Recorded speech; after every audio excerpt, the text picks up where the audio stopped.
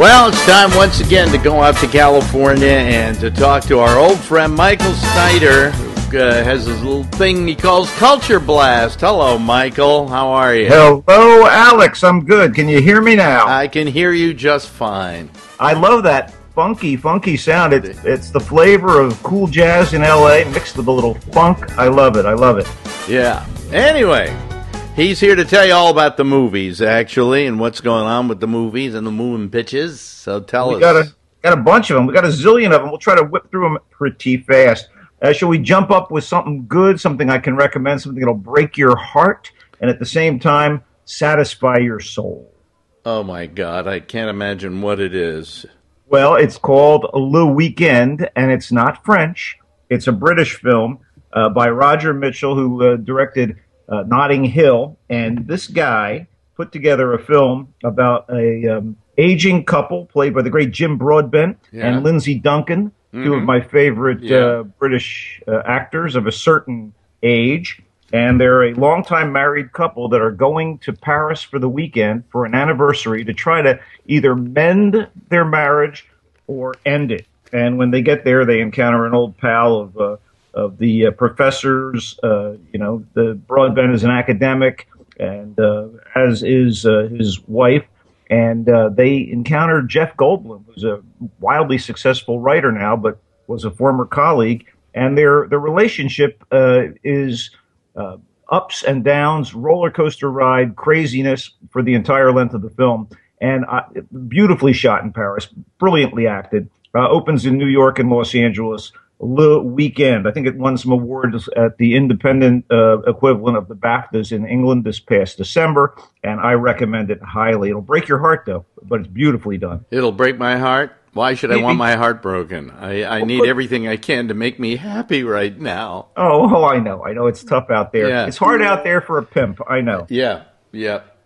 Okay, well, let's go French really quickly. Opening in New York this weekend, but L.A. next weekend. On My Way is kind of a spotlight piece for the aging but still wildly talented Catherine Deneuve, who plays a former beauty queen who's living in a small Brittany town, and she's got her own restaurant, and her mom's there, and the restaurant is starting to fail, and her lover leaves her, so she goes out on the road in despair and ends up hooking up with the grandson that she doesn't really know all that well. And the trip takes them into a variety of different places. And it's kind of a crowd pleaser in a way, a crowd pleaser with subtitles. Mm-hmm. And I enjoyed the film, especially Deneuve's performance.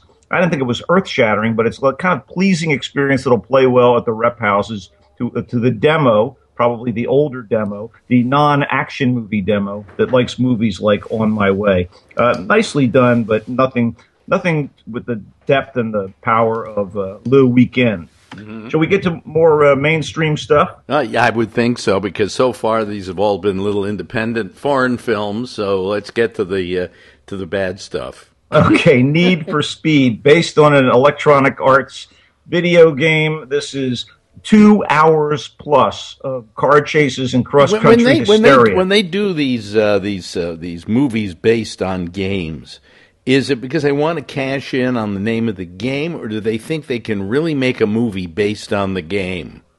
I have no clue on this one. When a film like the Lego Movie is so good and yet so product-driven, I just figure, it's all in the hands of the filmmakers and the talent behind the camera and in front of the camera. And in this case, you've got Aaron Paul as our sort of anti-hero. Breaking Bad. He's trying to, he's the son in Breaking Bad, or the not the son, but the henchman. May as well be the son. the quasi son of White's character in Breaking Bad. Anyway, he's a pretty terrific actor, and he plays kind of the good guy who was betrayed and ends up in prison. He's an ace driver and an ace mechanic. And then Dominic Cooper is his longtime rival, the kind of slimy rich kid driver. And they're vying for the hand of the old girlfriend. And at the same time, you got Michael Keaton playing a mysterious, wealthy former champion race car driver who is now running his own rally race in California, and the winner gets cars and money. And Michael Keaton is really pretty hilarious in this, as he was in RoboCop. Great to see him back. But the thrill of this film is action, action, action. And, we've been there before, although things get more and more insane with every one of these car race films, as, technology and the willingness to create outrageous set pieces keeps growing and growing and growing. The ingenue in the movie, who is the Aaron Paul character's equal and sort of his romantic interest, is the unfortunately named but completely adorable British actress Imogen Poots, which of course always sounds to me like a sentence. But she is so cute. It sounds like something that you emit from your ass. Exactly, the poot. Anyway, she's so cute. And, this was very watchable, but it went on and on and on and on, almost like this review.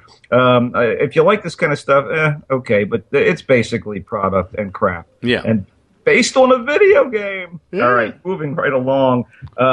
There is a certain kind of film that comes down the pike on occasionally, and you're shocked that it's any good. Bad Words is a very, very funny comedy about a spelling bee loser who wants to get revenge on those who have wronged him by, as an adult, finding a loophole in the spelling bee rules, entering and winning. It's directed by Jason Bateman. It stars Jason Bateman. It features Catherine Hahn, Allison Janney, and Philip Baker Hall. Everybody brings their A game. There's a young actor, a kid named Rohan Chand, who plays opposite Bateman as one of the actual kid entrants in the spelling bee, and the one who turns out to be our quote-unquote hero's biggest enemy. And it's R-rated and very, very funny. I was so happy. I went in there thinking, oh, how good is this going to be? But it was totally, totally entertaining. And it's going to be great to watch on video. Bad Words opens now, and written by a guy named Andrew Dodge, and honestly, funny stuff from beginning to end, and pushes the envelope a little bit, but good going, Jason Bateman. Well done. Mm-hmm. Enemy is the latest film by Denis Villeneuve, who is a French Canadian director who's done some cool stuff. Most recently, Prisoners, which was a pretty good thriller. And he reunites with one of his Prisoner stars, Jake Gyllenhaal, in a more low-budget, dark, noirish movie about a guy who encounters his doppelganger, who is an actor. It's a very strange film. Support from Mélanie Laurent, the French actress who was in Inglourious Bastards, Sarah Gedden, and Isabella Rossellini. You hardly ever see her these days, but she's in this as the Gyllenhaal character's mom. And the question is, does this guy have a long-lost twin? Is there just some kind of bizarre, schizo situation where it's actually the same guy? What's going on here? This guy's his double. He's kind of a teacher, a history professor, and this guy's sort of a small-time actor, but obviously a bastard. And it's really intriguing and a little unsettling, and very, very smart, and requires your attention. Enemy is something you could probably chew over, as you like to say about some films. And, I thought it was kind of cool. Unlikely film and nothing I expected. And, I'll give it a sort of tentative recommendation for those with a hunger for something different and interesting. And that's Enemy. I guess we can probably move on to a couple other quickies that we didn't cover as yet. 300, Rise of an Empire. I thought it was more like Rise of the Viscera. 100 minutes of 3D blood splatter in murky 3D conversion. The only thing I liked about this film, which is sort of prequel, sequel, I don't even know what it is, to 300, which I actually did like. The only good thing about this, Ava Green as the... I thought you would say the only good thing was the ending because it meant the picture was over.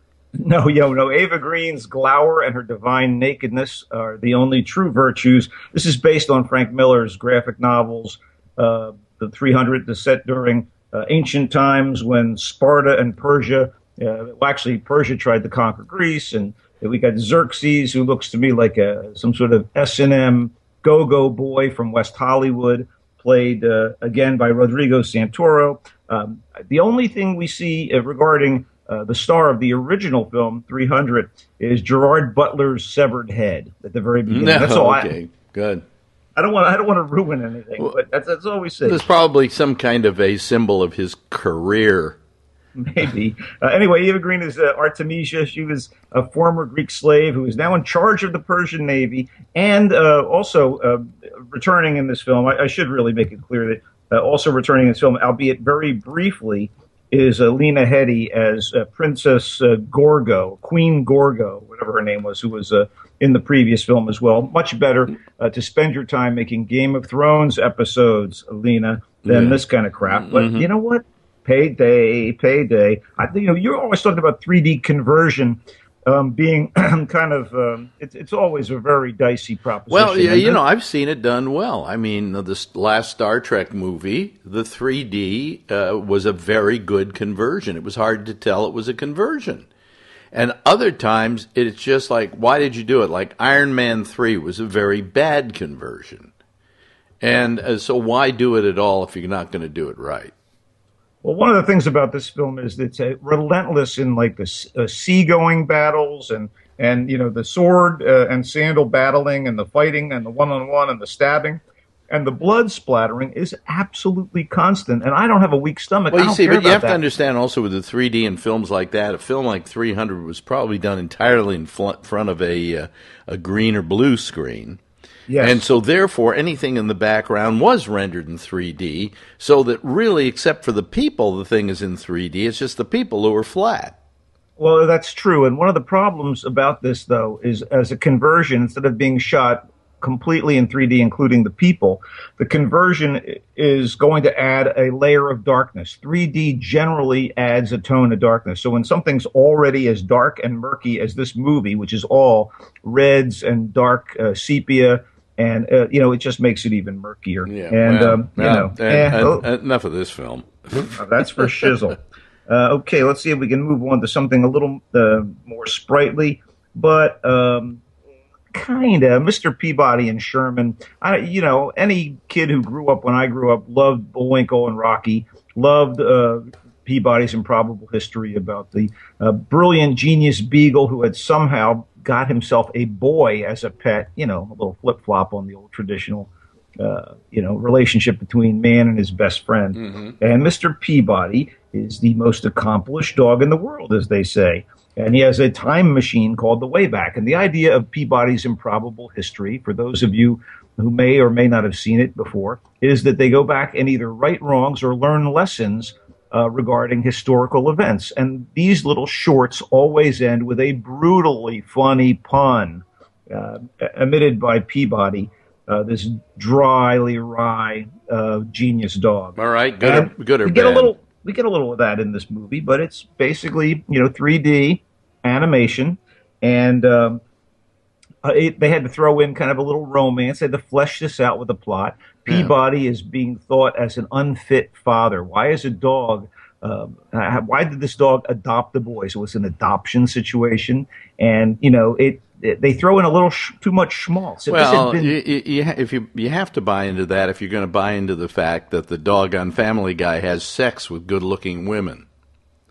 True, exactly. Basically, you're right. Brian is in fact a conceit spun in some ways out of Mr. Peabody and Sherman. Yeah. There's a level of acceptance. That's a good point, which I actually never thought about. Yeah. But the truth is that there are some witty moments, and as Peabody and Sherman go back to ancient Greece, here we go again, right? They go back to Egyptian times. Sherman wants to kind of impress a girl in his school, so against Peabody's wishes, they take the Wayback Machine into the past and get stuck back there. There's some, clever Leonardo da Vinci jokes and what have you. This is not great stuff, but I will say Ty Burrell as Mr. Peabody's voice, pretty good. Max Charles as Sherman, good. Stephen Colbert lends his voice to this thing. Allison Janney, as she was in Bad Words, plays kind of a bitch. The child services woman. And enough is enough with this one. Yeah. Oh, one more point. The voice of Albert Einstein, Mel Brooks. Oh, okay. I just thought I'd throw that out there. Yeah. I wish it had been better. It's not going to. Now here's a film I don't think you reviewed for us yet, and we want to see it. Is the Grand Budapest Hotel? Okay, now this is one of those cases where I went to a movie, and this is a movie by director I really like most of the time, Wes Anderson. Yeah. And I'm glad you brought it up because that was actually next on the docket. This movie is one of those films by Wes Anderson where I left humming the art direction. Oh, it's so spectacular, so stylish. And it's basically something that jumps from era to era.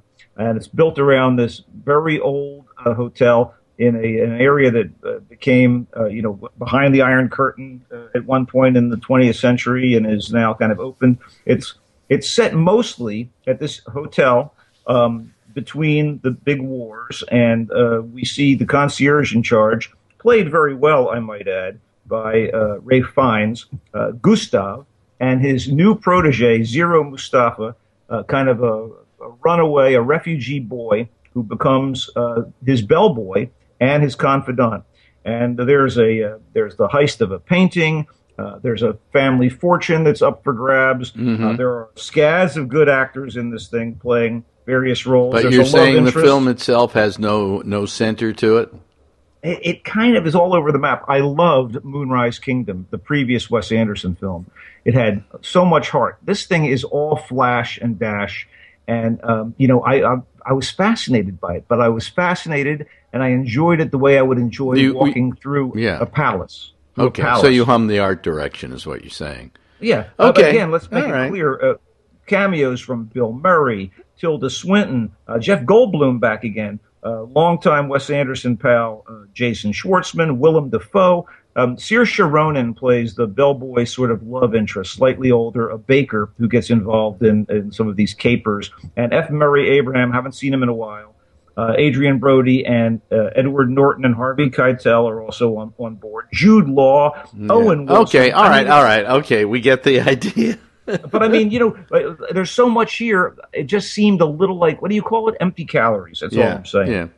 Okay. Fascinating. Is that about it? In terms of major stuff, we can kind of like forget about some of the lesser things that have come back in the past couple of weeks. I think that's the meat of things as they stand now. I do want to also mention that, there are movies that are kind of already out of the theaters that we may have missed, and I just can't worry about it. I just have to tell you, we need to move on, Yeah. What'd you think of the end of True Detective? Well, had I caught up to it by now, I would have waxed ecstatic about it, I'm sure. But you haven't seen it yet. No, so I would like to hold off on any kind of further discussion. Yes, okay. I don't want to spoil anything for you, but you've got till next week to see it, okay? And then we're spoiling it. That sounds good. Yeah. Well, in the meantime, maybe I'll just go see Non-Stop again, the hilarious Liam Neeson movie. Okay. Anyway, we want to thank you, Michael, once again for informing us of what we should see and what we shouldn't see. It's certainly always a pleasure to discuss these things with you. And with whatever theme we found for you, we'll say goodbye to you for this week and talk to you next week. Sounds good. We go to Michael Snyder for his Culture Blast. Thank you, Michael. Oh, and Alex, let's not forget. Yeah. At Culture Blaster. Follow me on Twitter. Oh, okay. Stay there. I'll talk to you right after we're through playing this theme. Bye, everybody.